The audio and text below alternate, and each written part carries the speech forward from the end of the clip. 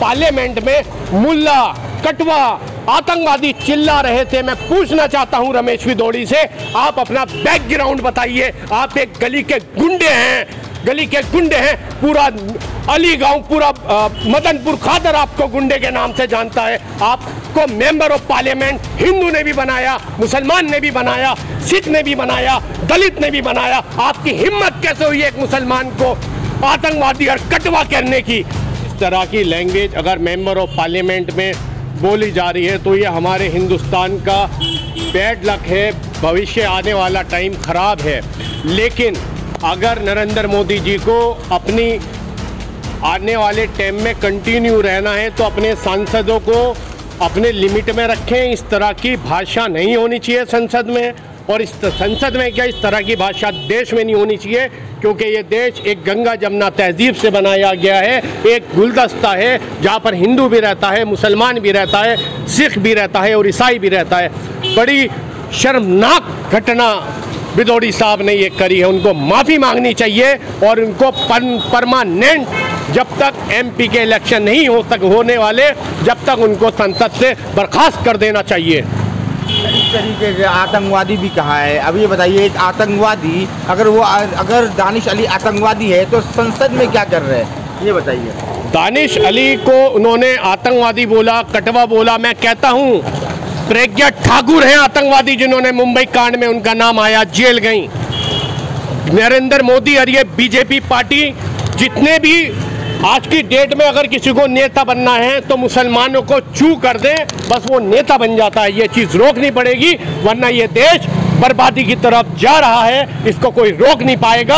आने वाली पीढ़ी इस देश को बनाती रहेंगी, समझाती रहेंगी, लेकिन उस पीढ़ी का कुछ नहीं होने वाला जब तक ऐसे लोग सांसद में बैठेंगे। जितने भी सांसद तालियां बजा रहे थे, जितने भी सांसद हंस रहे थे पार्लियामेंट में, उन सबको पार्लियामेंट से बर्खास्त किया जाए जब तक इलेक्शन नहीं होने के, और इनसे माफ़ी मांगी जाए, यहाँ तक के इनकी सांसदशिप छीन ली जाए यहाँ से। जुल्म को करने वाला, देखने वाला उससे ही बड़ा गुनहगार है जो उसको तुल्ला देता है, क्योंकि वहाँ पर जितने सांसद बैठे हुए थे सब ने उस जुल्म को तुल्ला दी है जब वो पार्लियामेंट में मुल्ला, कटवा, आतंकवादी चिल्ला रहे थे। मैं पूछना चाहता हूं रमेश भिदोड़ी से, आप अपना बैकग्राउंड बताइए। आप एक गली के गुंडे हैं, गली के गुंडे हैं। पूरा अली गांव, पूरा मदनपुर खादर आपको गुंडे के नाम से जानता है। आपको मेंबर ऑफ पार्लियामेंट हिंदू ने भी बनाया, मुसलमान ने भी बनाया, सिख ने भी बनाया,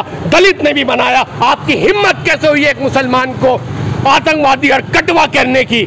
गंदे वर्ड में मैं बयान नहीं कर सकता, इतनी गंदी लैंग्वेज। मैं ये सोचता हूँ कि मेंबर ऑफ पार्लियामेंट में बैरिस्टर असदुद्दीन ओवैसी जैसे बैरिस्टर और एजुकेटेड लोग बैठे हैं, लेकिन मुझे क्या पता था मेंबर ऑफ पार्लियामेंट के अंदर ऐसे भिदोड़ी साहब जैसे जाहिल लोग भी यहाँ पर बैठे हैं ना। आपने ओवैसी साहब का जिक्र किया, रमेश भिदोड़ी की जो बहस जो है ओवैसी साहब से भी हो चुकी है इससे पहले। ओवैसी साहब क्लियर जवाब देते हैं, कॉन्स्टिट्यूशन के उस पर जवाब देते हैं ओवैसी साहब। ओवैसी साहब बदतमीज आदमी नहीं है इनकी तरह। रमेश भिदोड़ी से इनकी झड़प हो चुकी है इससे पहले। हाँ, बिल्कुल हुई है, मैं मना नहीं कर रहा, लेकिन रमेश भिदोड़ी को अपने वर्ड संभालने पड़ेंगे। और ये वर्ड संभालेगा कौन, मैं बताता हूँ क्या है।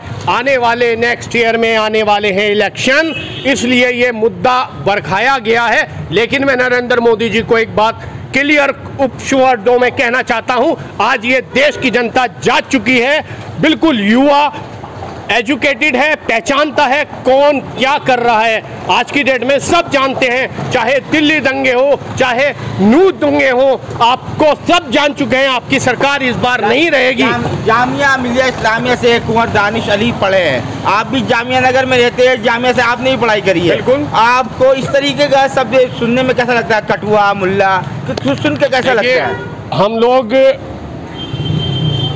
सारे लोग एक साथ रहते हैं, चाहे हिंदू हो मुसलमान हो, एक ही थाली में खाते हैं। और हमें ये नहीं पता कि हमारे साथ जो लड़का है इसकी कास्ट क्या है, लेकिन उन्होंने बड़ी गंदे वर्ड यूज़ किए। यहाँ से उनकी मेंटलिटी का पता लगता है कि रमेश भिदोड़ी की मेंटलिटी क्या है, यहाँ से उस चीज़ का पता लगता है। अगर इस देश को कामयाब करना है, इस देश को सक्सेसफुल करना है, तो ये चीज़ें यहाँ से देश से उखाड़ के फेंकनी पड़ेगी। और सबसे पहले इस देश के युवाओं को, चाहे किसी भी धर्म और जाति का हो, उनको मिलकर उनको मिलकर ऐसे सांसदों को यहाँ से उठाकर फेंकना पड़ेगा। इनको इस लायक बना दो।